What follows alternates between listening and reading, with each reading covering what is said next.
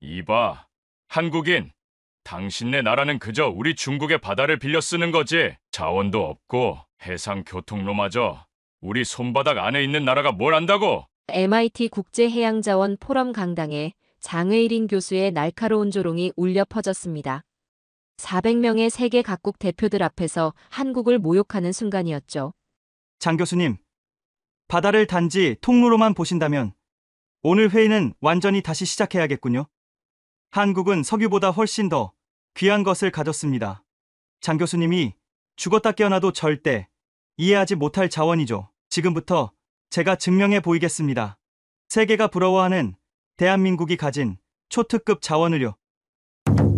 그 전에 잠깐 1초 만에 누를 수 있는 좋아요 버튼을 꾹 눌러주시면 영상 제작에 아주 큰 힘이 됩니다.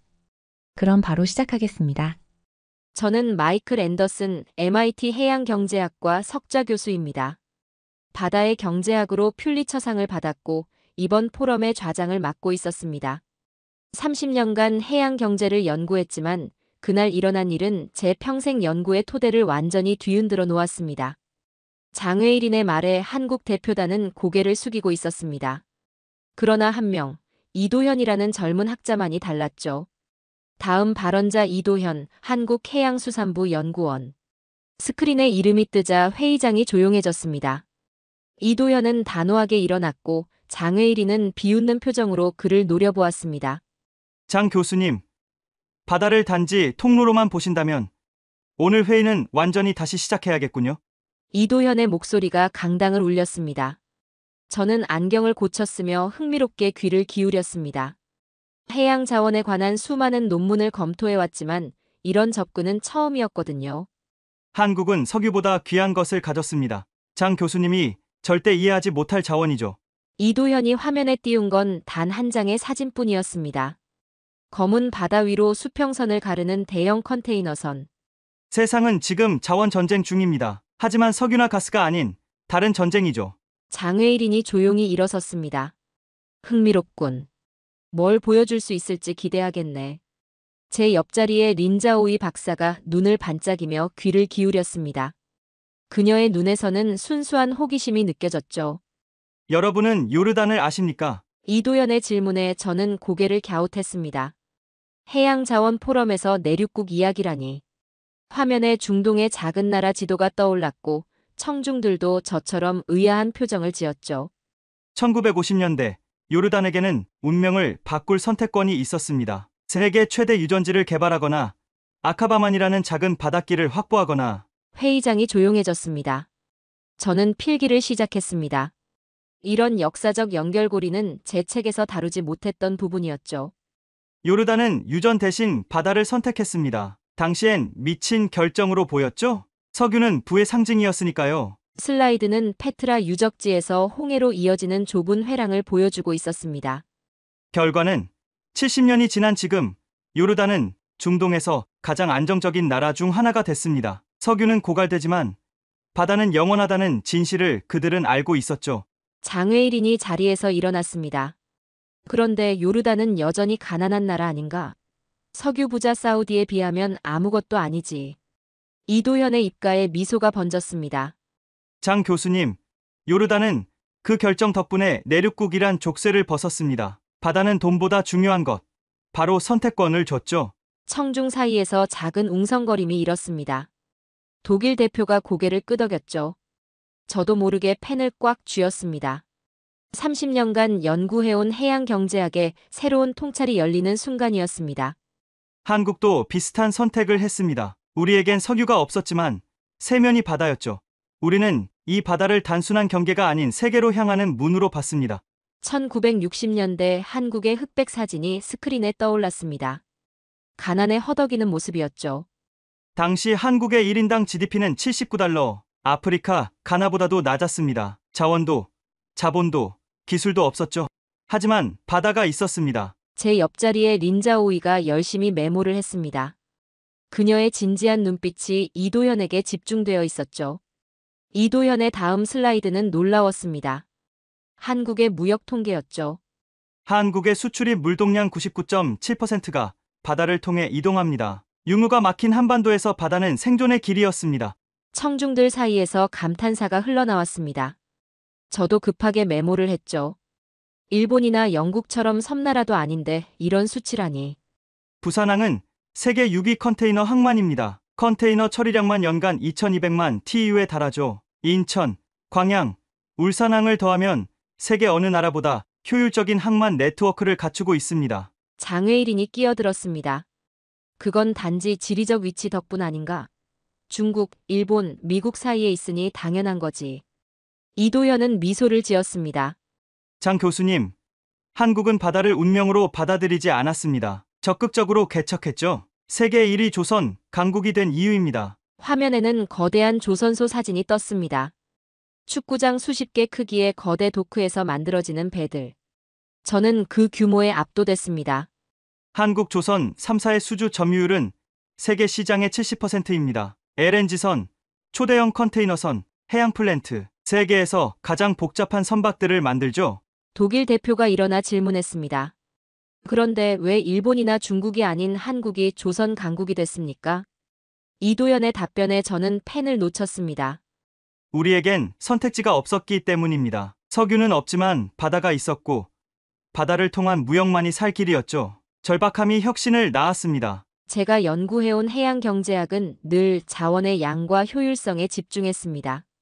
하지만 이도현은 전혀 다른 관점을 제시하고 있었죠. 바다를 통한 연결과 접근성의 가치. 저는 린자오이와 눈이 마주쳤습니다. 그녀도 같은 생각을 하는 듯했죠. 한국은 바다를 통해 원유를 수입해 세계 5위 정유국이 됐습니다. 반도체 소재를 수입해 세계 1위 메모리 반도체 강국이 됐고요. 자원의 부재를 연결성으로 극복한 겁니다. 장외일이는 불만스러운 표정이었습니다. 그래도 결국 한국은 중국 바다에 의존하는 나라 아닌가? 이도현이 화면을 전환했습니다.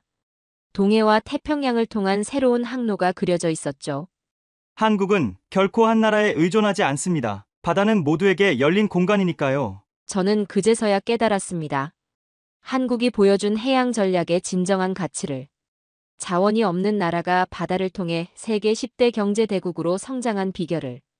이도현은 계속해서 말했습니다.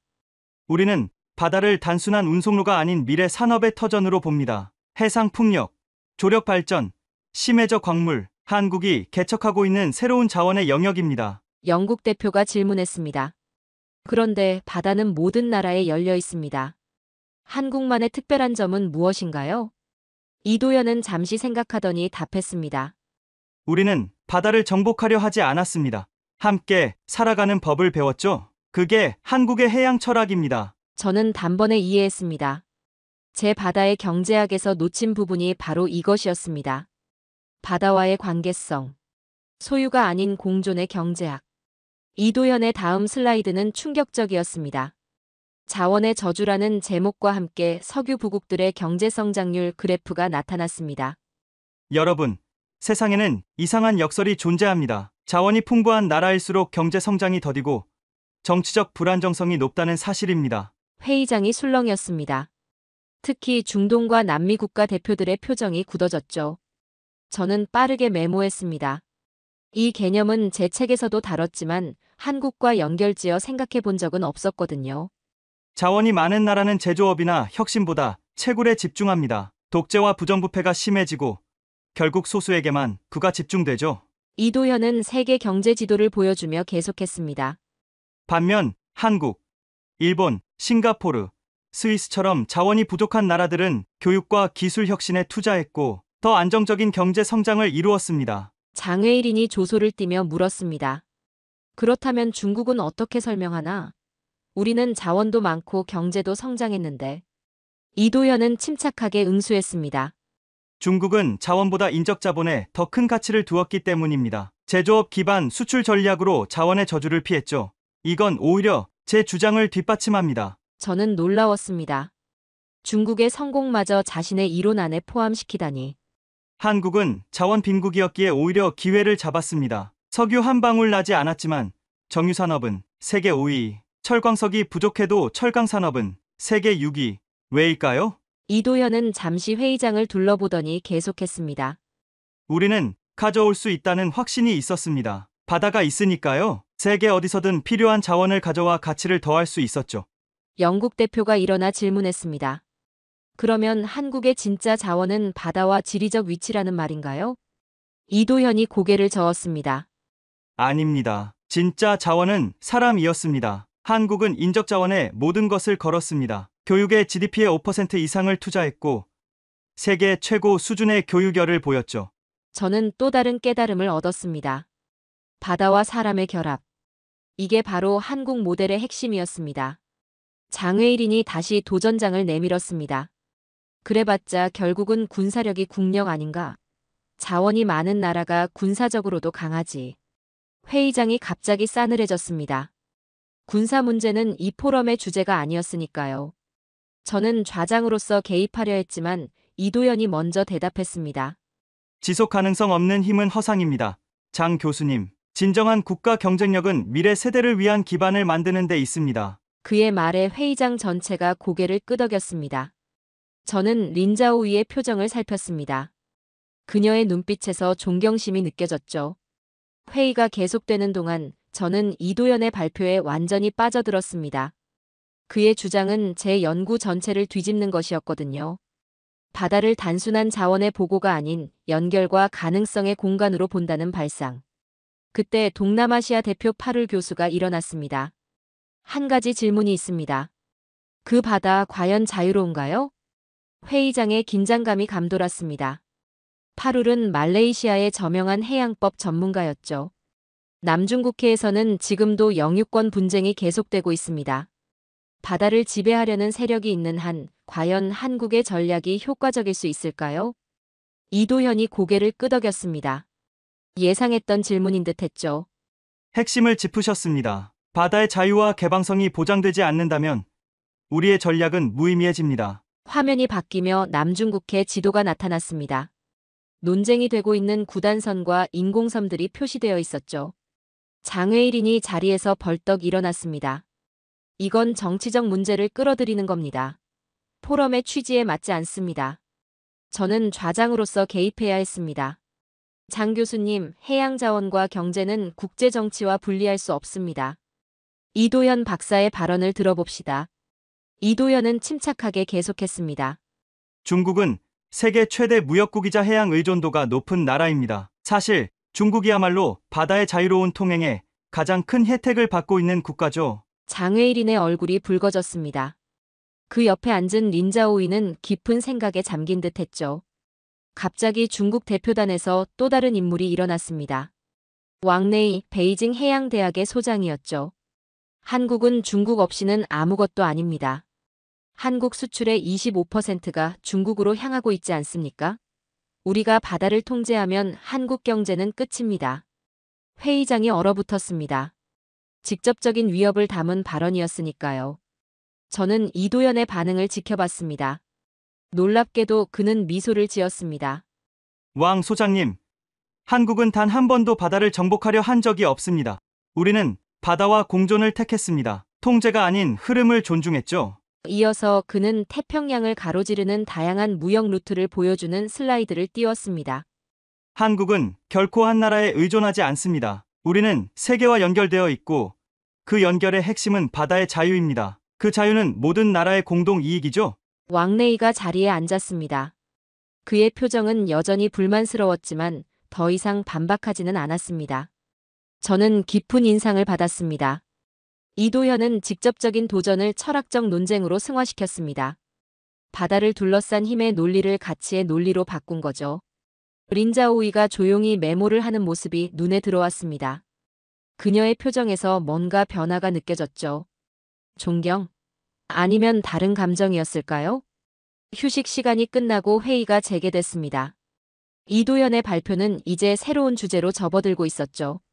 지금까지 해양 접근성에 대해 말씀드렸습니다. 하지만 한국이 발견한 또 다른 자원이 있습니다. 바로 생명자원입니다. 화면에 한국의 산간지역 사진이 나타났습니다. 울창한 숲과 산악지대였죠. 여러분은 야생콩에 대해 들어보셨습니까? 회의장에 의아한 표정들이 가득했습니다. 저도 의아했죠. 해양자원 포럼에서 갑자기 콩 이야기라니. 한국 DMZ 인근에서 발견된 야생콩 품종이 있습니다. 과학자들은 이 콩에서 특별한 화합물을 발견했습니다. 항암 효과가 뛰어난 성분이었죠. 슬라이드가 바뀌며 현미경으로 본 세포 사진이 나왔습니다. 눈에 띄게 암세포의 성장이 억제되는 모습이었죠.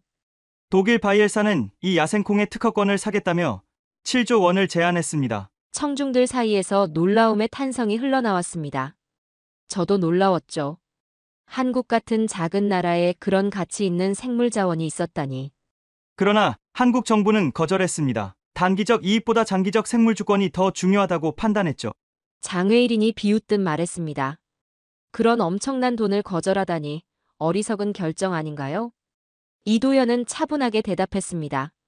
장 교수님, 석유와 달리 생명자원은 고갈되지 않습니다. 오히려 연구할수록 더 많은 가치를 창출하죠. 우리는 그 콩으로 국내 제약 산업을 발전시켰고 결과적으로 더 큰 가치를 만들어냈습니다. 저는 필기를 멈추고 이도현을 바라봤습니다. 이제야 그의 논리가 완전히 이해됐습니다. 한국은 없는 자원을 찾은 게 아니라 보이지 않던 자원의 가치를 발견한 거였죠. 한국은 세계 5위 바이오 강국으로 성장했습니다. 바다가 물리적 연결성을 제공했다면 생명자원은 미래를 위한 지속 가능한 기반이 됐죠. 프랑스 대표가 질문했습니다. 그러면 한국의 성공 비결은 해양과 생명공학의 결합이란 말입니까? 이도현이 고개를 끄덕였습니다. 정확합니다. 우리는 두 가지 자원을 결합했습니다. 바다를 통한 접근성과 생명자원의 지속 가능성이죠. 석유는 태우면 사라지지만 이 두 자원은 활용할수록 가치가 높아집니다. 청중들 사이에서 박수가 터져나왔습니다. 심지어 장외일인조차 관심을 보였죠. 린자오이는 눈을 빛내며 필기를 이어갔습니다. 저는 그제야 깨달았습니다. 이도현의 주장은 단순한 국가 자랑이 아니었습니다. 새로운 경제 패러다임을 제시하고 있었죠. 눈에 보이는 자원이 아닌 지속 가능한 미래를 위한 대안적 자원관. 바이오 산업은 한국 GDP의 3%를 차지하고 매년 10% 이상 성장하고 있습니다. 해양생명자원 특허는 세계 3위고요. 이것이 바로 석유 없는 나라가 찾은 보이지 않는 석유입니다. 회의장에 감탄의 분위기가 흘렀습니다. 저는 다시 필기를 시작했습니다. 제 다음 책의 주제가 될 것 같았거든요. 이도현의 발표가 새로운 국면으로 접어들었습니다. 이번에는 한국의 기술력과 문화에 관한 이야기였죠. 한국은 단순히 물건을 만들어 파는 나라가 아닙니다. 우리는 문화와 기술을 융합해 새로운 가치를 창출했습니다. 화면에는 세계 시장 점유율 1위를 차지하는 한국 제품들이 나열됐습니다. 메모리 반도체, 디스플레이, 스마트폰, 배터리. 놀라운 목록이었죠. 이 모든 제품들이 바다를 통해 세계로 나갑니다. 한국 수출의 99.7%가 바다를 통하죠. 그리고 전 세계 해운 네트워크의 중심에 한국 선박이 있습니다. 저는 급하게 메모했습니다. 한국이 세계 무역에서 차지하는 비중을 이런 관점에서 본 적이 없었거든요. 더 놀라운 것은 문화입니다. K-팝, 영화, 드라마가 전 세계로 퍼져나가고 있죠. 화면에 BTS, 기생충, 오징어 게임 같은 한국 콘텐츠의 세계적 성공 사례가 등장했습니다. 이것이 가능했던 이유는 한국이 개방된 해양국가였기 때문입니다. 바다를 통해 들어온 다양한 문화적 영향이 한국만의 독특한 문화 DNA를 만들었죠. 린자오이가 손을 들었습니다. 회의 내내 열심히 듣기만 했던 그녀가 처음으로 질문을 던졌죠. 한국 문화의 성공 비결은 무엇이라고 생각하십니까? 이도현이 미소 지었습니다. 열린 마음입니다. 한국은 외부 문화를 받아들이되 우리만의 방식으로 재해석했습니다. 그리고 바다를 통해 다시 세계로 내보냈죠. 장외일인이 참지 못하고 끼어들었습니다. 중국도 곧 따라잡을 것입니다. 우리는 더 큰 자원과 시장을 가지고 있으니까요. 이도현의 대답은 의외였습니다. 장 교수님 말씀이 맞습니다. 중국은 기술을 따라잡을 것입니다. 하지만 열정은 따라잡지 못할 겁니다. 한국인의 창의성과 도전 정신은 복제할 수 없는 자원이니까요. 회의장의 분위기가 달라졌습니다. 장외일인조차 더 이상 반박하지 못했죠. 런던 경제대학 대표가 질문했습니다. 한국이 해양 강국으로 성장한 비결은 무엇이라고 보십니까? 이도현은 잠시 생각하더니 대답했습니다. 위기를 기회로 바꾸는 능력입니다. 한국이 조선 강국이 된 계기는 1970년대 석유 위기였습니다. 에너지 안보의 중요성을 깨닫고 초대형 유도선 건조에 뛰어들었죠. 반도체 강국이 된 것도 1990년대 외환위기 때문이었고요. 저는 깊은 인상을 받았습니다. 해양 국가로서의 정체성이 한국의 위기 대응 방식까지 형성했다니.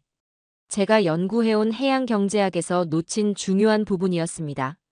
한국 기업들은 항상 세계를 무대로 생각했습니다. 내수 시장이 작았기 때문이죠. 그래서 글로벌 스탠다드를 따르되 한 발 앞서가려 노력했습니다. 린자오이의 눈빛이 달라졌습니다. 처음엔 단순한 호기심이었지만 이제는 존경과 공감이 섞인 듯했죠. 저도 비슷한 감정을 느꼈습니다. 회의가 마지막 세션으로 접어들었습니다. 이도현은 미래를 향한 한국의 전략을 설명하기 시작했습니다. 지금까지 한국이 바다와 사람을 통해 어떻게 자원의 한계를 극복했는지 말씀드렸습니다. 이제 우리가 직면한 가장 큰 도전, 지속 가능성에 대해 이야기하겠습니다. 화면에 지구온난화와 해양 오염 관련 그래프가 나타났습니다. 심각한 상황이었죠. 바다를 통해 성장한 한국은 이제 바다를 지키는 일에 앞장서고 있습니다. 우리의 미래가 달린 문제니까요. 이도현은 한국의 친환경 선박 기술과 해양 보호구역 지정 현황을 보여주었습니다. 세계 최초의 LNG 추진 컨테이너선, 수소 선박 개발 프로젝트. 인상적인 사례들이었죠. 한국 조선소에서는 이미 탄소 배출 제로 선박 개발이 진행 중입니다. 바다를 오염시키지 않는 선박으로 바다를 지키는 역설적 해결책이죠. 프랑스 대표가 질문했습니다. 그런데 친환경 선박은 비용이 많이 듭니다. 경제성은 어떻게 확보하나요? 이도현이 고개를 끄덕였습니다. 핵심을 짚으셨습니다. 단기적으로는 비용이 더 들지만 장기적으로는 더 경제적입니다. IMO 2020 환경 규제 이후 친환경 선박의 가치는 계속 높아지고 있습니다. 저는 깊은 인상을 받았습니다. 이것은 제가 연구해온 단기 경제성 중심의 해양 경제학과는 다른 접근이었습니다. 지속 가능성을 경제적 가치로 환산하는 새로운 패러다임이었죠. 한국은 바다에서 얻은 것을 바다에 돌려주고 있습니다. 우리는 해양 쓰레기 수거를 위한 자율 운항 선박을 개발했고 해양 생태계 복원 사업에도 앞장서고 있습니다. 장외일인이 마지막으로 도전장을 내밀었습니다. 결국 국가의 진짜 힘은 규모와 군사력입니다. 이런 환경 이야기는 부차적인 문제 아닌가요? 회의장이 조용해졌습니다. 이도현의 대답을 기다리는 긴장감이 감돌았죠. 장 교수님, 진정한 힘은 다음 세대에게 무엇을 물려줄 수 있느냐에 달려 있습니다. 소비할 자원이 아닌 지속 가능한 미래를 물려주는 것이야말로 진정한 국력이라고 생각합니다. 청중들 사이에서 박수가 터져나왔습니다. 장외일인조차 더 이상 반박하지 못했죠. 그런데 놀라운 일이 벌어졌습니다. 조용히 앉아있던 린자오이가 갑자기 말했습니다. 사실 저는 BTS 팬입니다. 그들도 바다 건너 저희에게 왔죠. 한국 문화에서 많은 영감을 받고 있어요. 회의장이 잠시 정적에 빠졌다가 곧 웃음과 박수가 터져나왔습니다. 저도 웃음을 참을 수 없었죠. 가장 예상치 못한 곳에서 화해의 메시지가 나온 겁니다. 이도현은 따뜻한 미소를 지었습니다. 린 박사님, 문화는 국경을 초월합니다. 바다처럼요. 우리가 서로 배우고 나누는 한 미래는 밝을 겁니다. 저는 그 순간을 잊을 수 없을 것 같습니다. 긴장감 넘치던 학술 포럼이 갑자기 화합의 순간으로 바뀐 것이었으니까요. 이도현의 마지막 슬라이드가 화면에 나타났습니다. 한국의 야경과 함께 바다는 석유보다 귀하다라는 문구가 떠올랐습니다. 오늘 저는 자원이 없는 나라가 어떻게 세계 경제 강국이 될 수 있었는지 말씀드렸습니다. 그 비밀은 바다와 사람, 그리고 지속 가능한 미래를 향한 비전이었습니다. 이도현은 한 걸음 앞으로 나와 마이크 없이 말했습니다. 그의 목소리는 작았지만 회의장 전체에 울려 퍼졌습니다. 석유는 태우면 사라지지만 바다는 길을 내면 미래가 열립니다. 깊은 침묵이 흘렀습니다. 그의 말이 모든 참석자의 마음에 와닿은 듯했죠. 저는 문득 무언가를 깨달았습니다. 저의 바다의 경제학에서 놓친 중요한 부분을. 바다는 단순한 자원이 아니라 무한한 가능성의 공간이라는 것을. 한국의 발전 모델은 단순한 경제 성장 이야기가 아닙니다. 자원의 한계를 넘어 지속 가능한 미래를 향한 여정이죠. 우리는 바다를 통해 세계와 연결되었고 사람을 통해 혁신을 이루었으며 자연과의 공존을 통해 미래를 준비하고 있습니다. 회의장 전체가 박수로 가득 찼습니다. 놀랍게도 장외일인조차 억지로 박수를 치고 있었죠. 그의 표정은 여전히 불만스러워 보였지만요. 제가 좌장으로서 마이크를 잡았습니다. 이도현 박사님, 놀라운 발표에 감사드립니다. 당신은 오늘 우리에게 해양 경제의 새로운 패러다임을 보여주셨습니다. 회의를 마무리하며 저는 이도현과 악수를 나눴습니다. 그 순간 제가 말했습니다. 당신의 발표는 제 다음 책의 주제가 될 것 같습니다. 한국의 성공 모델에 대해 더 깊이 연구하고 싶군요. 이도현은 미소를 지었습니다. 언제든 환영합니다. 앤더슨 교수님. 회의가 끝나고 참석자들이 자리를 떠날 때 장외일이는 불편한 표정으로 서둘러 퇴장했습니다. 그러나 린자오이는 이도현에게 다가갔죠. 더 많은 것을 알고 싶어요. 한국의 해양 전략과 생명자원에 대해서요. 이도현의 답변이 인상적이었습니다. 진심을 향한 질문엔 언제든 답하겠습니다. 우리는 경쟁자가 아닌 협력자가 되어야 하니까요. 회의장을 나서는 길에 저는 깊은 생각에 잠겼습니다. 30년간 해양 경제학을 연구해왔지만 오늘 하루가 제 인생의 패러다임을 바꿔놓았습니다. 제가 호텔로 돌아가는 길에 창밖으로 보스턴 항구가 보였습니다. 수많은 컨테이너선과 유조선들이 오가는 모습. 예전에는 그저 무역의 통로로만 보였던 그 바다가 이제는 다르게 보였습니다. 한국이라는 작은 나라가 보여준 모델, 소유가 아닌 연결의 경제학. 착취가 아닌 공존의 가치관. 이것이야말로 인류의 지속 가능한 미래를 위한 새로운 패러다임이 아닐까요? 그날 이후 저는 바다와 미래 한국 모델에서 배우는 지속 가능한 경제학이라는 책을 쓰기 시작했습니다. 그리고 그 책은 제 전작 바다의 경제학보다 더 큰 반향을 일으켰죠.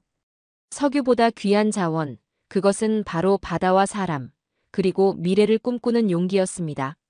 세계는 지금 큰 충격에 빠졌습니다. 지구 종말까지 남은 시간 단 30년.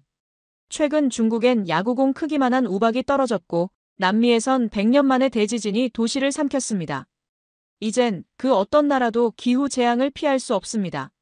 지구는 조용히 그리고 확실하게 무너지고 있죠. 그러던 어느 날 나사는 한 장의 위성 사진을 발견합니다. 대한민국 완도 앞바다. 푸른 바다 위를 가득 메운 정체불명의 검은 실선들. 미국 본토 과학자들조차 단 한 번도 본 적 없는 정체불명의 패턴. 하지만 그 누구도 그 안에 해답이 있을 줄은 꿈에도 몰랐습니다. 그리고 미국 박사 에밀리는 한국의 한 바다 마을에서 무릎을 꿇고 고백합니다. 저의 박사학위보다 한국의 평범한 어부님들의 손이 더 위대하고 귀하다고요. 석유, 금, 천연가스를 보유한 나라들은 있던 자원을 파낸 겁니다. 하지만 한국은 그 어떤 자원보다 소중한 자원을 만드는 나라라고 세계인들은 평가합니다. 지금부터 세계인들이 싹 다 퍼가는 대한민국 보물 이야기 지금 시작합니다. 저는 에밀리 스콧입니다. 스탠퍼드 대학에서 기후재난을 연구하는 과학자죠. 2025년 저희 연구팀은 세상을 뒤흔들 보고서 하나를 발표했습니다. 현재 추세라면 지구에 남은 시간은 단 30년뿐입니다. 발표 자리에서 던진 이 한마디가 CNN 헤드라인을 장식했죠. 진짜 답은 바다에 있습니다.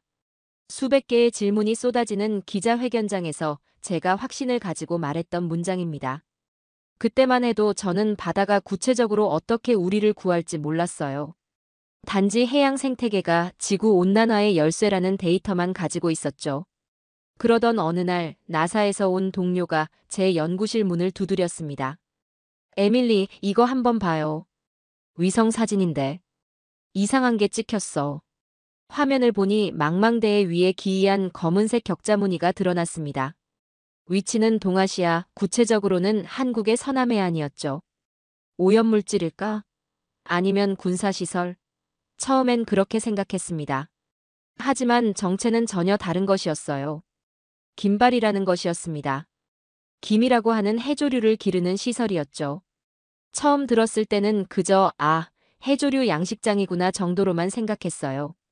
그런데 우리 팀의 한국계 연구원이 놀라운 사실을 알려주었습니다. 이건 그냥 해조류가 아니에요. 엄청난 양의 탄소를 흡수하는 바다숲이에요. 처음엔 반신반의했습니다. 하지만 데이터를 분석하면서 점점 더 확신이 들었어요. 이 작은 해조류 농장들이 모여 엄청난 양의 이산화탄소를 흡수하고 있었거든요. 나사 위성이 포착한 그 검은 격자는 사실 지구의 숨구멍이었던 겁니다. 과학계에선 이런 현상을 블루카본이라고 부릅니다. 바다 생물이 탄소를 흡수하는 현상이죠. 하지만 그동안 우리는 주로 맹그로브 숲이나 산호초에만 관심을 뒀어요. 그런데 한국의 이 김이라는 해조류가 기대 이상의 탄소 흡수 능력을 보여주고 있었습니다. 저는 직접 확인해야겠다고 마음먹었습니다. 논문과 데이터로만 이해할 수 있는 문제가 아니었으니까요. 결국 한국행 비행기에 몸을 실었습니다. 목적지는 위성사진에서 본 그 검은 격자가 가장 많이 모여있던 곳, 완도라는 지역이었죠. 비행기에서 내려 완도로 향하는 길, 제 머릿속은 복잡했습니다. 과학자로서 냉철하게 사실만 보고 싶었지만 한편으론 기대감도 컸어요. 이곳에서 정말 지구를 구할 열쇠를 찾을 수 있을까? 처음 가보는 동양의 작은 어촌에서 세계 최고 연구기관들이 놓친 해답을 발견할 수 있을까? 창밖으로 펼쳐진 바다와 농장들을 바라보며 생각했습니다. 지금까지 우리 과학자들이 깨닫지 못한 진실이 이곳에 있는 걸까? 수년간 쌓아온 내 연구 경력과 학문적 자부심을 내려놓고 새로운 눈으로 이 낯선 바다를 바라볼 준비가 되어 있었습니다. 완도에 도착하기 직전 창문 너머로 드넓게 펼쳐진 검은 격자들이 보였습니다. 그때 알았죠. 이 여정이 단순한 현장 조사가 아니라 제 인생과 과학자로서의 관점을 완전히 바꿔놓을 거라는 것을. 완도에 도착한 첫날, 저는 지역해양연구소로 향했습니다.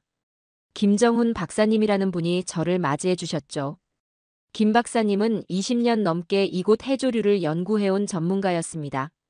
스콧 박사, 멀리서 오셨는데 뭐가 그렇게 궁금하셨나요? 저는 나사에서 받은 위성사진을 꺼냈습니다. 거대한 검은 격자들이 바다에 펼쳐진 모습이 선명했죠. 우리 나사 분석팀이 이 지역에서 특이한 탄소 흡수 패턴을 발견했어요. 이 격자 무늬의 정체가 무엇인지, 그리고 왜 이렇게 많은 이산화탄소를 흡수하는지 알고 싶습니다. 김 박사님은 미소를 지으셨습니다. 스콧 박사님, 이건 우리가 1000년 넘게 해온 일입니다. 바로 김양식이죠. 다음 날 아침 일찍 김 박사님은 저를 작은 어선에 태우고 바다로 나갔습니다. 가까이서 보니 정말 놀라웠어요. 수면 위로 수많은 검은 줄이 그물처럼 펼쳐져 있었고 그 줄에는 검붉은 김이 풍성하게 자라고 있었습니다.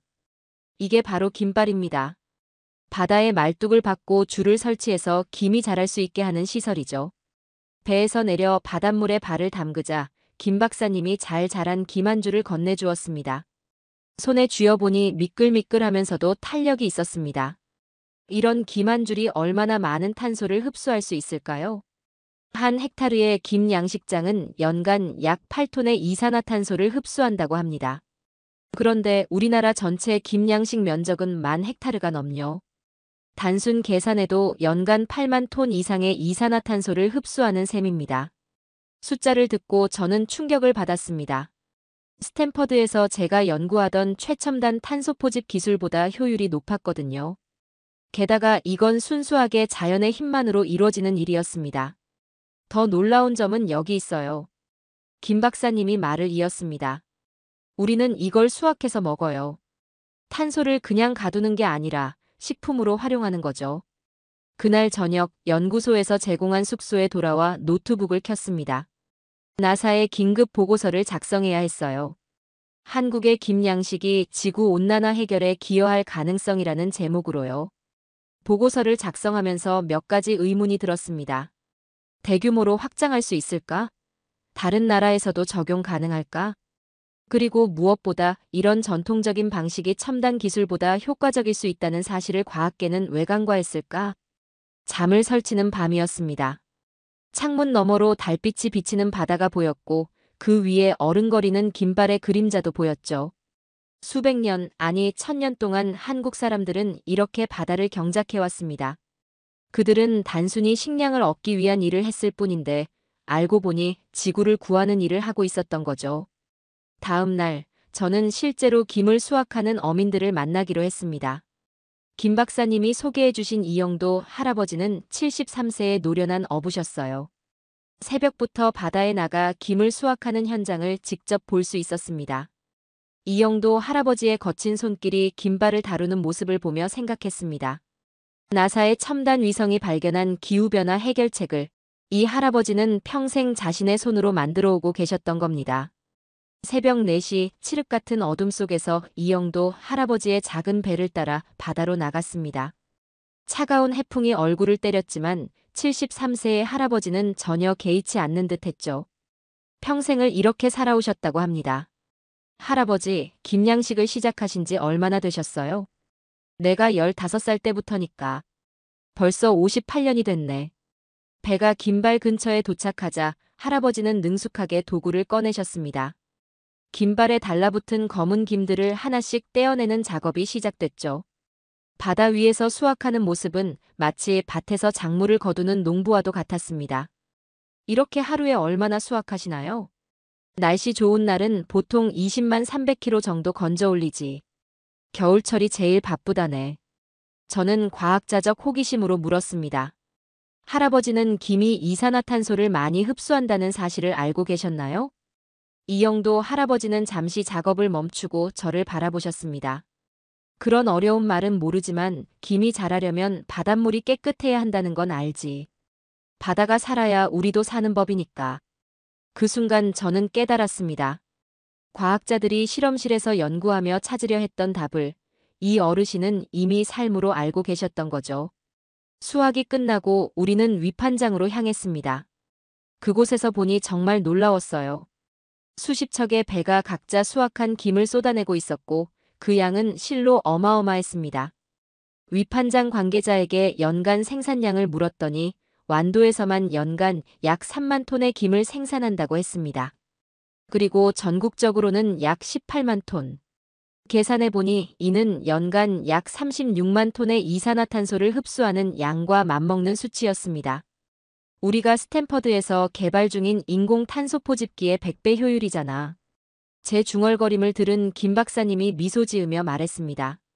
그것보다 더 중요한 건 이게 천연의 과정이라는 거예요. 에너지를 소비하는 게 아니라 자연의 힘으로 탄소를 가두는 거죠. 위판장에서 나오는 길, 이영도 할아버지가 묻더군요. 이 김이 정말 지구를 구할 수 있다는 말이오? 그 질문 앞에서 저는 진심을 담아 대답했습니다. 네, 할아버지의 손이 지구를 구하고 있어요. 그날 오후, 저는 완도 해양연구소에서 김양식의 탄소 흡수 메커니즘을 더 깊이 연구했습니다. 광합성을 통해 김이 얼마나 빠르게 성장하는지, 그 과정에서 얼마나 많은 이산화탄소를 흡수하는지 정밀하게 측정했죠. 가장 놀라운 사실은 김이 자라는 속도였습니다. 씨를 뿌린 후 불과 50일 만에 수확이 가능할 정도로 성장 속도가 빨랐어요. 이는 육상 식물보다 훨씬 효율적으로 탄소를 고정한다는 의미였습니다. 연구소에서 나와 바닷가를 걷는데 문득 제가 얼마나 편협했는지 깨달았습니다. 첨단 기술만이 지구를 구할 수 있다고 생각했던 저였는데 알고 보니 수백 년 된 전통 양식법이 해답이었다니요. 그날 밤 숙소로 돌아와 나사와 스탠퍼드 동료들에게 이메일을 보냈습니다. 우리가 찾던 답은 첨단 기술이 아니었습니다. 매일 새벽 바다로 나가는 한 노인의 손끝에 있었습니다. 과학이 놓친 진실은 바다에 있었고 우리는 그것을 김이라고 부릅니다. 이메일을 보내고 나서 창밖으로 보이는 어두운 바다를 바라봤습니다. 수면 위로 어른거리는 김발의 모습이 달빛에 희미하게 빛나고 있었죠. 그 순간 저는 결심했습니다. 이 발견을 전 세계에 알려야 한다고요. 한국의 김양식이 지구온난화를 막는 핵심 열쇠가 될 수 있다는 것을. 다음 날 저는 더 깊은 연구를 위해 군산대학교 해양생태연구소를 방문했습니다. 그곳에서 박진수 교수팀이 진행 중인 갯벌 탄소 흡수 실험을 직접 볼 수 있었죠. 연구소에 도착하자마자 놀라운 광경을 목격했습니다. 연구원들이 모두 장화를 신고 갯벌로 들어가는 중이었거든요. 저도 서슴없이 갯벌에 발을 디뎠습니다. 발목까지 빠지는 진흙을 느끼며 생각했죠. 스탠퍼드라면 이런 실험은 절대 못했을 거야. 여기서는 무엇을 측정하고 계신가요? 진흙에 허우적거리며 물었습니다. 박진수 교수님이 작은 기기를 들어 보이셨습니다. 갯벌 내 규조류의 광합성 효율을 측정 중입니다. 김만이 아니라 이 갯벌 자체도 엄청난 양의 탄소를 흡수하거든요. 연구원들은 몸을 낮추고 갯벌 위에 엎드려 작은 샘플들을 채취했습니다.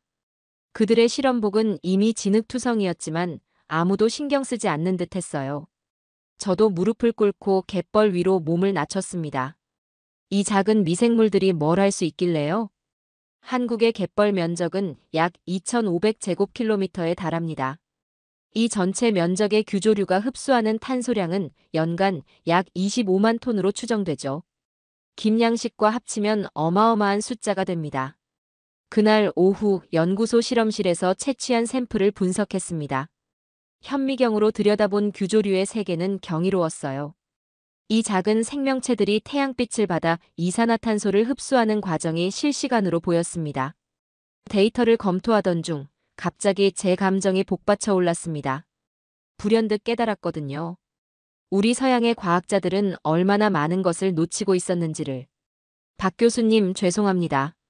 저는 한국을 너무 얕봤습니다. 박 교수님은 의아한 표정으로 저를 바라보셨습니다. 무슨 말씀이신지. 우리는 첨단 기술로 탄소를 포집하는 방법만 연구했어요. 수십억 달러를 들여서요. 그런데 여기서는 자연과 함께 수백 년간 이미 그 일을 해오고 있었잖아요. 잠시 침묵이 흘렀습니다. 박 교수님은 미소를 지으셨죠. 스콧 박사님, 과학은 겸손해야 합니다. 자연 앞에서, 그리고 서로 다른 지식 앞에서요. 그날 밤 숙소로 돌아와 노트북을 열고 지금까지의 발견을 정리했습니다. 제가 쓴 보고서의 첫 문장은 이랬습니다. 지금까지 우리가 찾던 답은 데이터가 아니라 생명이었다. 바다에서 채취한 김 샘플과 갯벌의 규조류 샘플을 나란히 놓고 보니 이 작은 생명체들이 지구의 운명을 좌우할 수 있다는 사실이 실감났습니다. 다음 날 저는 다시 완도로 돌아가 김양식장 옆에 잘피숲도 조사했습니다. 잘피라는 해초도 놀라운 탄소 흡수 능력을 갖고 있었죠. 김, 갯벌의 규조류, 그리고 잘피. 이 세 가지가 한국 바다의 탄소 흡수 삼총사였습니다. 김 박사님과 배를 타고 바다 위에 있을 때 문득 질문했습니다. 한국에선 이걸 왜 더 세계적으로 알리지 않았나요? 이건 정말 놀라운 발견인데요. 김 박사님은 잠시 생각하더니 대답하셨습니다. 우리에겐 너무 일상적인 일이라 그랬을 겁니다. 뛰어난 것들이 항상 드러나는 건 아니니까요. 그 말에 깊이 공감했습니다. 가장 평범한 일상 속에 지구를 구할 열쇠가 숨어 있었던 거죠. 첨단 과학의 세계에서는 보지 못했던 해답을 매일 새벽 바다로 나가는 어부의 일상에서 발견한 셈이었습니다. 귀국을 앞두고 저는 한국해양수산개발원을 방문했습니다.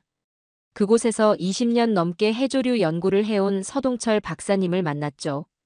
서 박사님은 김뿐만 아니라 미역, 다시마 등 한국의 모든 해조류에 대한 전문가였습니다. 서양에서는 해조류를 어떻게 생각하나요? 서 박사님이 물었습니다. 솔직히 대답했습니다. 대부분은 바다 쓰레기로 봅니다. 해변에 밀려온 해초를 치우는 일에 수백만 달러를 쓰죠. 서 박사님은 쓴웃음을 지으셨습니다. 우리 한국에서는 해조류는 보물입니다. 김, 미역, 다시마. 이건 단순한 음식이 아니라 문화입니다. 출산 후엔 미역국을 먹고 아이들은 김으로 만든 김밥을 도시락으로 가져가죠. 서 박사님은 자료를 보여주셨습니다. 한국의 해조류 양식 역사는 400년 이상 거슬러 올라갔고 현대적인 양식법만 100년이 넘었습니다. 전 세계 김 생산량의 절반 이상이 한국에서 나온다는 사실도 알게 됐죠. 그런데 왜 블루카본 연구에서 김이 주목받지 못했을까요? 제가 물었습니다. 서양 중심의 연구 경향 때문이었죠.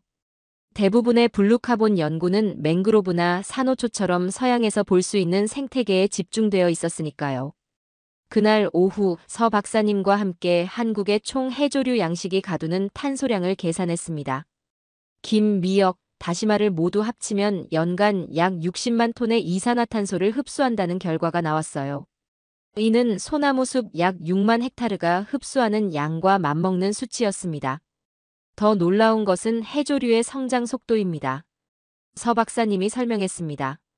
소나무가 같은 양의 탄소를 고정하려면 30년이 걸리지만 김은 불과 50일이면 됩니다.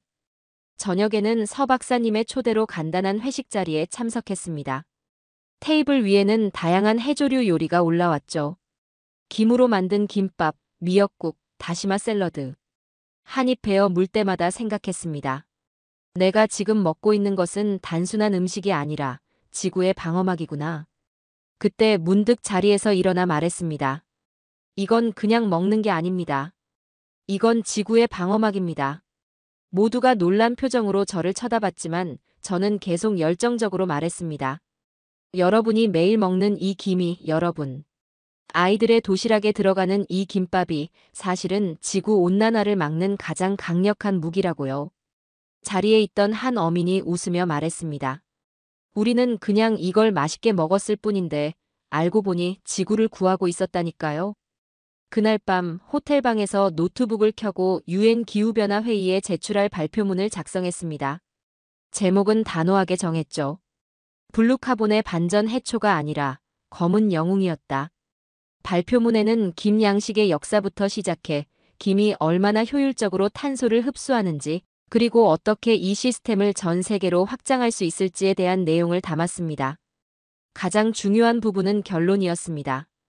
우리가 찾던 기후변화 해결책은 첨단 연구소가 아닌 한국의 작은 어촌에 있었습니다. 현대 과학이 수십억 달러를 들여 개발하려 했던 기술을 한국의 어민들은 수백 년 동안 이미 실천하고 있었습니다. 김밥은 단순한 음식이 아닙니다. 그것은 우리 아이들을 위한 지구 살리기 프로젝트입니다. 마지막 문장을 작성하고 나서 창밖을 바라봤습니다. 서울의 밤하늘에는 별이 거의 보이지 않았지만 마음속으로는 완도의 밤바다가 선명하게 그려졌습니다. 검은 바다 위에 펼쳐진 긴발들, 그리고 그 위로 쏟아지는 별빛. UN 발표를 앞두고 마지막으로 생각했습니다. 이제 세계는 알게 될 거야. 김밥 한 줄에 담긴 진짜 가치를. 스위스 제네바 UN 기후변화 특별회의장. 150개국 대표들이 모인 가운데 저는 발표대에 섰습니다. 제 발표 순서가 다가올수록 심장이 빠르게 뛰었죠. 이건 단순한 학술 발표가 아니었으니까요. 지구의 미래를 바꿀 수 있는 순간이었습니다. 오늘 저는 여러분께 혁명적인 기후변화 해결책을 소개하려 합니다. 첫 문장을 던지자 회의장이 조용해졌습니다. 모두의 시선이 저에게 쏠렸죠. 그런데 이 해결책은 첨단 연구소에서 나온 것이 아닙니다. 수백 년 된 지혜에서 나왔습니다. 스크린에 완도 앞바다의 김 양식장 항공 사진을 띄웠습니다. 검은 격자 무늬가 바다 위에 펼쳐진 광경이 모두를 놀라게 했습니다. 여러분이 보시는 것은 한국의 김발입니다. 김이라는 해조류를 기르는 시설이죠. 이 작은 해조류가 얼마나 많은 이산화탄소를 흡수하는지 아십니까? 이어서 제가 한국에서 수집한 데이터를 하나씩 공개했습니다. 김 양식의 탄소 흡수량, 성장 속도, 생산성 등의 수치를 보여주자 회의장에서 웅성거림이 일었습니다.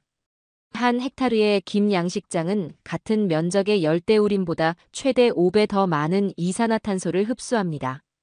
게다가 김은 불과 50일 만에 수확이 가능하고 연간 최대 4회까지 재배할 수 있습니다. 그동안 침묵하던 한 대표가 손을 들었습니다. 그런데 왜 지금까지 이런 사실이 알려지지 않았습니까? 제가 대답했습니다. 서구 중심적 시각 때문입니다. 우리는 첨단 기술만이 세상을 구할 수 있다고 생각했기 때문에 전통적인 지혜의 가치를 간과했습니다. 발표를 이어가며 김 양식의 역사, 문화적 의미 그리고 무엇보다 기후변화 대응에 있어서의 잠재력을 설명했습니다. 마지막으로 스크린에 한 장의 사진을 띄웠습니다. 73세의 이영도 할아버지가 김발 위에서 김을 수확하는 모습이었죠. 이분이 바로 제가 만난 이영도 할아버지입니다. 58년 동안 매일 새벽 바다로 나가 김을 기르고 수확하신 분이죠.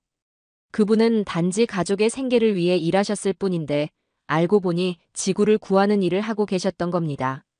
잠시 말을 멈추고 숨을 고르며 마지막 문장을 준비했습니다. 갑자기 목이 메어왔습니다. 완도에서의 기억, 이영도 할아버지의 투박한 손, 새벽 바다의 차가운 기운이 생생하게 떠올랐거든요. 이 모든 걸 만든 건 한 할아버지와 한 바다였습니다. 우리가 찾던 기후변화의 해답은 첨단 기술이 아니라 바로 이런 자연과 조화를 이루는 삶 속에 있었습니다. 눈물이 흘러내리는 것을 참지 못했습니다. 회의장은 완전히 정적에 빠졌죠. 그리고 갑자기 한 명이 자리에서 일어나 박수를 치기 시작했습니다. 이어서 둘, 셋. 순식간에 전체 회의장이 기립박수로 가득 찼습니다. 발표가 끝난 후 수많은 국가 대표들이 저에게 다가왔습니다. 대부분은 자국에서도 이런 시스템을 도입할 수 있는지를 물었죠. 특히 연안국들의 관심이 뜨거웠습니다. 유엔 기후변화 특별대사는 제 손을 꼭 잡고 말했습니다. 스콧 박사님, 이건 혁명적인 발견입니다. 우리는 즉시 글로벌 블루카본 이니셔티브를 시작해야겠어요. 그날 저녁 호텔방으로 돌아와 한국에 있는 김 박사님에게 전화를 걸었습니다. 발표가 어땠나요? 김 박사님이 물으셨죠. 믿기 어려울 정도였어요. 모든 사람들이 한국의 김양식에 감탄했습니다. 이제 전 세계가 이 시스템을 배우고 싶어 합니다. 김 박사님의 목소리에는 자부심이 묻어났습니다. 우리는 단지 조상들로부터 배운 일을 해왔을 뿐인데 이렇게 세계적인 해결책이 될 줄은 몰랐네요.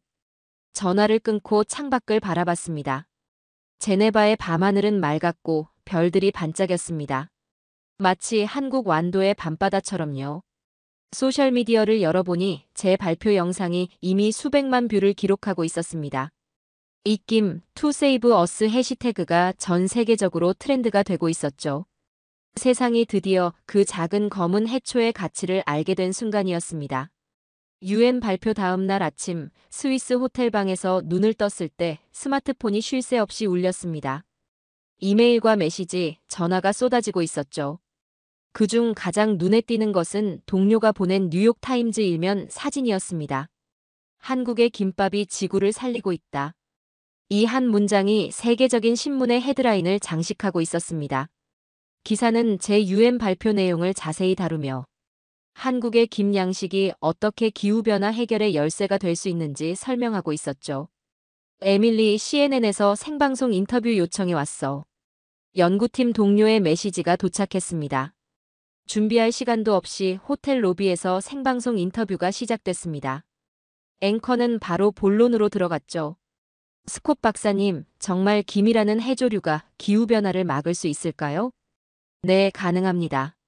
한국의 김양식은 이미 매년 수십만 톤의 이산화탄소를 흡수하고 있어요. 이 시스템을 전 세계 연안 국가로 확장한다면 그 효과는 상상을 초월할 겁니다. 어떻게 이런 중요한 사실이 지금까지 간과됐을까요? 이 질문에 제가 솔직하게 대답했습니다. 서구 중심적 시각 때문입니다. 우리는 항상 첨단 기술만이 해답이라고 생각했죠. 비서구권의 전통적 지혜를 무시했던 거예요. 인터뷰 후 스마트폰을 보니 김이라는 단어가 구글 검색어 1위에 올라 있었습니다. 소셜미디어에서는 입김 to save us 해시태그가 확산되고 있었고 미국과 유럽의 슈퍼마켓에서는 김 제품이 완판되고 있다는 뉴스도 보였습니다.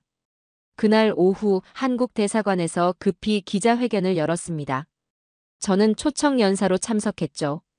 한국 대사님이 말씀하셨습니다. 오늘은 한국의 전통 지혜가 세계적으로 인정받는 역사적인 날입니다. 우리는 김양식 기술을 모든 국가와 공유할 준비가 되어 있습니다. 제가 이어 발언했습니다. 김만이 아닙니다. 한국의 미역, 다시마, 그리고 갯벌의 규조류까지 이 모든 것이 함께 지구의 방어막 역할을 하고 있습니다. 저는 이것을 한국형 블루카본 모델이라고 부르고 싶습니다. 기자회견이 끝나고 호텔로 돌아오는 길에 한국 연구진으로부터 흥미로운 데이터를 받았습니다. 전 세계 연안 국가들이 한국식 김양식을 도입할 경우 연간 약 5억 톤의 이산화탄소를 흡수할 수 있다는 예측이었죠. 이는 전 세계 자동차 배출량의 약 10%에 해당하는 엄청난 양이었습니다. 저녁에는 유엔 사무총장과의 비공개 미팅이 있었습니다. 사무총장은 구체적인 실행 계획을 물었고 저는 준비해간 글로벌 블루카본 이니셔티브 제안서를 전달했습니다. 우리는 즉시 한국의 전문가들과 함께 개발도상국 연안 지역의 김양식 파일럿 프로그램을 시작해야 합니다. 특히 아프리카와 동남아시아 연안 국가들이 우선 대상이 될 수 있을 겁니다. 사무총장은 깊이 공감하며 즉각적인 행동을 약속했습니다. 다음 주에 글로벌 블루카본 정상회의를 소집하겠습니다. 한국 정부와 함께요. 그날 밤 뉴욕으로 향하는 비행기 안에서 창밖을 바라보며 생각했습니다. 단 몇 주 전만 해도 저는 그저 나사 위성사진 속의 이상한 격자 무늬가 무엇인지 궁금해했을 뿐이었습니다. 그런데 지금은 그 격자 무늬가 지구의 미래를 바꿀 수 있다는 걸 전 세계가 알게 되었죠. 스마트폰으로 최신 뉴스를 확인하니 전 세계 연안 국가들이 앞다투어 김양식 도입 계획을 발표하고 있었습니다. 중국, 인도네시아, 필리핀, 베트남, 심지어 아프리카 국가들까지. 그리고 가장 놀라운 소식은 미국 캘리포니아 주지사가 방금 발표한 내용이었습니다. 캘리포니아 연안에 대규모 김양식 단지를 조성하겠습니다. 이를 위해 한국의 전문가들을 초청할 것입니다. 비행기가 대서양 상공을 지나는 동안 저는 노트북을 켜고 새로운 연구 제안서를 작성했습니다. 한국형 블루카본 모델의 전 세계 확산 전략이라는 제목이었죠. 문득 창밖의 드넓은 바다를 바라보며 생각했습니다. 이 푸른 바다가 미래의 희망이라는 것을, 그리고 그 희망은 한국의 검은 바다 먹거리에서 시작되었다는 것을. 유엔 기후변화 정상회의 이후 2년이 흘렀습니다. 그동안 세상은 빠르게 변했죠. 제가 발견한 한국의 블루카본 모델은 이제 전 세계 57개국에서 실행 중이었습니다. 특히 인도네시아, 필리핀, 베트남 같은 아시아 국가들에서 큰 성공을 거두고 있었죠. 하루는 한국 정부로부터 특별한 초청장을 받았습니다. 완도에서 열리는 세계 블루카본의 날 행사의 주빈으로 초대된 것이었죠. 망설임 없이 수락했습니다. 오랜만에 다시 찾은 완도는 많이 달라져 있었습니다. 예전에 제가 묵었던 작은 숙소 자리에는 이제 세계 블루카본 연구센터라는 대형 건물이 들어서 있었고, 항구에는 세계 각국에서 온 연구선들이 정박해 있었죠. 행사장에 도착하자 수많은 사람들이 저를 알아보고 반갑게 맞아주었습니다. 그 중에서도 가장 반가운 얼굴은 김 박사님과 이영도 할아버지였습니다. 에밀리, 2년 만이군요. 김 박사님이 두 팔을 벌려 저를 안아주셨습니다. 이영도 할아버지는 어떻게 지내셨는지 궁금했습니다. 이제 75세가 되신 할아버지는 여전히 바다로 나가신다고 했죠. 할아버지, 이제는 은퇴하셔도 되지 않을까요? 제가 걱정스레 물었습니다. 할아버지는 웃으시며 대답하셨습니다. 바다는 내 삶이야. 이제는 전 세계에서 사람들이 우리 마을에 와서 김 기르는 법을 배워가고 있어. 그걸 가르쳐주는 재미로 살고 있지. 행사장은 전 세계에서 온 과학자들과 정책 이반자들로 북적였습니다. 제 발표가 있던 날 대형 스크린에는 놀라운 데이터가 공개됐습니다. 한국형 블루카본 모델이 도입된 지 2년 만에 전 세계에서 약 1억 톤의 이산화탄소가 추가로 흡수되었다는 내용이었죠. 발표를 마치고 나서 특별한 행사가 준비되어 있었습니다. 완도 어민들이 준비한 대규모 잔치였죠. 마을 광장에는 긴 테이블이 놓여 있었고 그 위에는 온갖 해산물 요리들이 차려져 있었습니다. 물론 김을 활용한 음식들이 가장 많았죠. 행사의 하이라이트는 세계에서 가장 긴 김밥 만들기였습니다. 완도 주민들과 전 세계에서 온 손님들이 함께 500m 길이의 김밥을 만들었습니다. 저도 서툴게나마 김밥 말기에 동참했죠. 그날 저녁 바닷가에서 작은 불빛 축제가 열렸습니다. 수백 개의 등불이 바다 위로 떠올랐고 그 광경은 마치 별이 바다에 내려앉은 것 같았습니다. 모두가 감탄하며 구경하는 가운데 이영도 할아버지가 제게 다가오셨습니다. 자네 덕분에 우리 마을이 세계적으로 유명해졌네. 아닙니다, 할아버지. 제가 아니라 할아버지와 이곳 어민들 덕분입니다. 저는 그저 그 가치를 세상에 알린 것뿐이에요. 할아버지는 웃으시며 무언가를 건네주셨습니다. 정성스레 쌓인 김밥 한 줄이었습니다. 내가 직접 기른 김으로 만든 거야. 자네가 처음 왔을 때처럼. 그 순간 갑자기 눈물이 왈칵 쏟아졌습니다. 김밥 한 줄을 들고 서 있는 제 모습이 어쩐지 상징적으로 느껴졌습니다. 이 작은 음식 하나가 지구의 미래를 바꾸고 있다니요. 할아버지, 정말 감사합니다. 당신의 손이 우리 아이들의 숨을 살렸습니다. 제 말에 주변이 조용해졌습니다. 할아버지의 눈가에도 촉촉한 기운이 맺혔죠. 그날 밤 숙소로 돌아와 창밖으로 보이는 바다와 그 위에 펼쳐진 긴발들을 바라봤습니다. 이제 이 광경은 완도만의 것이 아니라 전 세계 수많은 연안에서 볼 수 있게 되었습니다. 노트북을 열고 오랫동안 쓰고 있던 책의 마지막 문장을 입력했습니다. 지구는 한국의 바다에서 다시 숨을 쉬었다. 책을 저장하고 나서 할아버지가 주신 김밥을 조금 베어 물었습니다. 그 순간 완도에 처음 왔을 때의 기억, 나사 위성 사진을 처음 봤을 때의 호기심, 유엔 회의장에서 눈물을 흘렸던 순간들이 모두 떠올랐습니다. 이제 저는 매년 완도를 방문합니다. 그리고 세계 각국을 다니며 한국형 블루카본 모델의 중요성을 알리는 일을 하고 있죠. 스탠퍼드 대학에는 동아시아 해양생태연구소를 설립했고 매년 수십 명의 학생들이 완도를 방문해 김양식을 배우고 있습니다. 가끔은 이 모든 일이 꿈만 같습니다. 처음 나사 위성 사진 속 이상한 검은 격자를 봤을 때 그것이 지구를 구하는 열쇠가 될 거라고 누가 상상이나 했을까요? 오늘도 세계 곳곳의 바다에서는 김이 자라고 있습니다. 그리고 그 김은 묵묵히 우리의 미래를 지키고 있죠. 한국에서 시작된 작은 변화가 이제는 전 세계의 희망이 되었습니다. 김밥 한 줄이 지구를 구했다는 이야기, 누가 믿을 수 있었을까요? 하지만 과학은 때로 가장 평범한 곳에서 가장 위대한 발견을 합니다. 그리고 그 발견이 우리 모두의 미래를 바꿀 수 있습니다. 오늘 사연 어떠셨나요? 지금 이 순간에도 완도의 바다에선 김이 자라고 있습니다. 한국의 해조류는 단지 바다에서 자라는 풀이 아닙니다. 전 세계 122개국, 매해 7천억 원어치의 바다를 우리는 키워서 수출하고 있습니다. 김은 세계 수출 1위, 한국은 해조류 생산 세계 3위. 그런데 지금 수출만으로는 설명이 안 됩니다.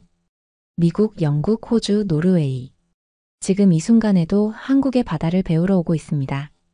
완도의 양식장 그 자체가 바다 위 교과서가 된 겁니다. 석유는 땅에서, 금은 산에서 나오지만 한국은 바다에서 미래를 만들어냅니다. 김밥 한 줄 속에 담긴 건 한국의 기술이자 지구의 희망이었습니다. 오늘도 바다에서 싸우고 있는 대한민국 어민 여러분께 감사의 말씀 올립니다.